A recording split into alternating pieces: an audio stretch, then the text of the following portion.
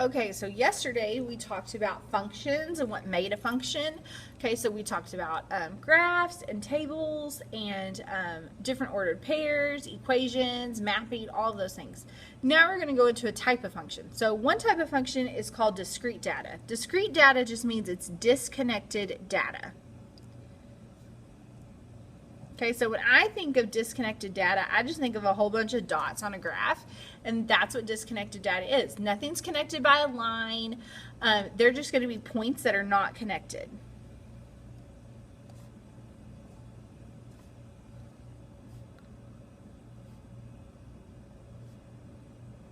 Okay, so when I'm looking for a discrete function, okay, we want things that are not connected or not causing something else. Okay, nothing is dependent on something else. So the number of children in a household, those don't depend on anybody else because my household doesn't depend on how many kids are in your household. The height of children, okay, that is not going to be one because you could have multiple heights of children that are going to be the same, so that's not discrete. A time in a race, okay, things that are not discrete is not this one. Okay, the number of apples on a tree, okay, that's not going to be affected by any other tree, so that is discrete. Okay, if you notice on this graph, they're connected with this line, so that is not discrete. But this has just multiple dots that are not connected. That is discrete. Okay, so then we have to talk about what's called domain and range. Domain is all of your x values. So remember when we talked about ordered pairs, okay, when we have an ordered pair like 3, 4, this is my x, and this 4 is my y. Well, my domain is all of my x values, so all of my x's and all of my points on my graph. My range is all my y values on that graph, okay, and it could be on a graph, it could be in a table, but your domain is your x's and range is your y's. So the way I remember this, okay, is domain, x's, range, y's, okay? Domain is the main thing, okay? That's your first one. And range, that has to do with how far, okay? We're going to talk about that.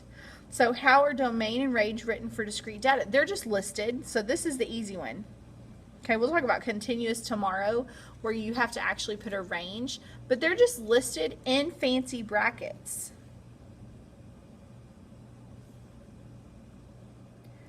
Okay, and those fancy brackets look like this.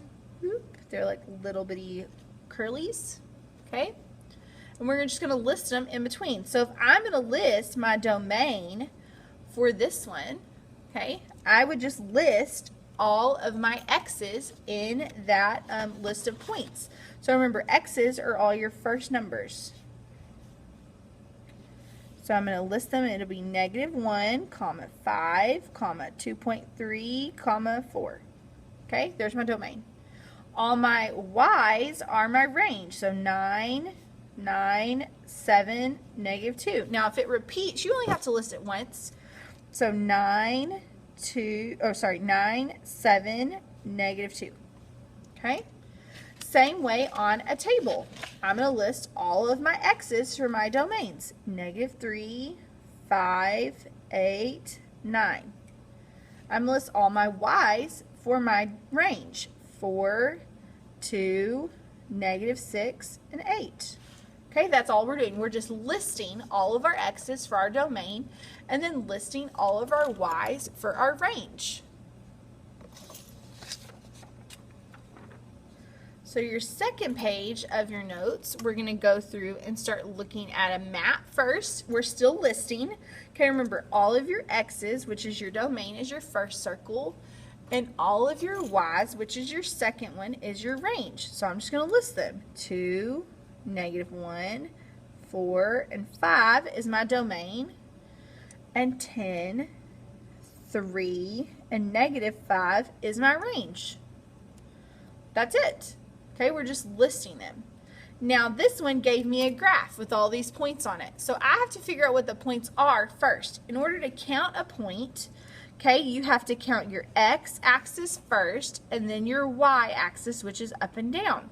So in order to count this dot right here, I'm going to count over how many units it is and then up. So this one is over 6, up 1. So this dot right here is 6, comma 1. Same with this one. I'm going to count over to the left 1, so that's negative 1, and then up 5. So this dot right here is negative 1, 5. Okay, this bottom one, if I counted, it would be negative 2, negative 3, because it went to the left and then down. So this one right here is negative 2, negative 3. Now when I list my domain and range, I do the same as I did earlier. I'm going to list all my x's for my domain and all my y's for my range. So negative 1, 6, and negative 2 are my domain. 5, 1, and negative 3 are my range. So we've talked about listing them. Now we're going to talk about our different types of variables. We have two types. We have independent and dependent.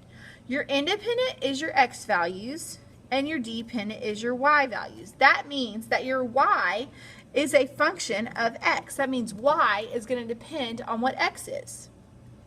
So in this first one, it says the function y equals negative 3x plus 12 represents the amount in fluids of juice remaining in a bottle after gulps taken. Okay, the amount of juice remains depends on how many drinks you've taken. So my independent part is your x, which is your gulps. Okay, and my dependent part is my y's, which in this case is my juice remaining.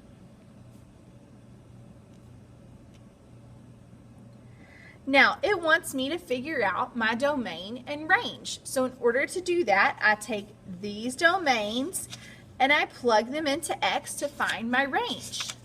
So I'm going to go through and I'm going to plug them in. So if I'm going to plug in my range, or my domain 0, in for my x, okay, to figure out my first range would be y equals negative 3 times 0 plus 12. Well, negative 3 times 0 is 0, plus 12 is 12. And I'm going to do that for each one, for 1, 2, 3, and 4. Okay, and that's how I get my range. We'll also talk about how to do this on Desmos and just look in a graph or do it on your calculator. Either way would be perfectly fine. But when you go through and you plug them in, you get 12, 9, 6, 3, and 0. Okay, so when I plug in 1, I get 9. When I plug in 2, I get 6. And when I plug in 3, I get 3. And when I plug in 4, I get 0. Now this last part, it's giving us a word problem that has to do with the cost in dollars of a movie ticket is $8, and each person can purchase a maximum of 5 tickets. So your tickets are what your dependent is. I mean, your independent. So this is my tickets, my number of tickets that I can buy. And my cost, how much I'm spending, is my range. So the number of tickets I'm allowed to purchase are 0, 1, 2, 3, 4, 5. Because I can purchase up to a maximum of 5 tickets.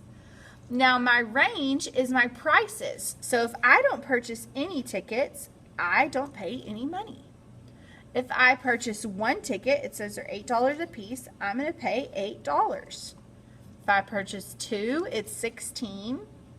If I purchase 3, it's $24. 4 is $32, and 5 is $40. Okay, there's all my money.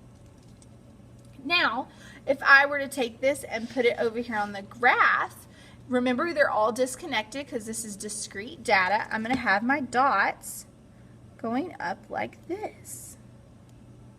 Okay, because I've got my 0 cost, my cost for 1 ticket, 2, 3, 4, and 5. And each time they're going to go up by $8. So 8, 16, 24, 32, 40. Okay, and that's what my discrete data would look like. Now the reason it's discrete is because it's disconnected. And the reason that it's disconnected is because you can't buy half a ticket. Okay, in order for all of those dots to be connected, I would need to be able to purchase all of these fractional amounts in between to make that align. So when you're doing discrete data, you will not have any fractions, which for some of you is a great thing. So this is the end of your 3.2 notes. Come join us in office hours if you have any questions. Thanks, guys.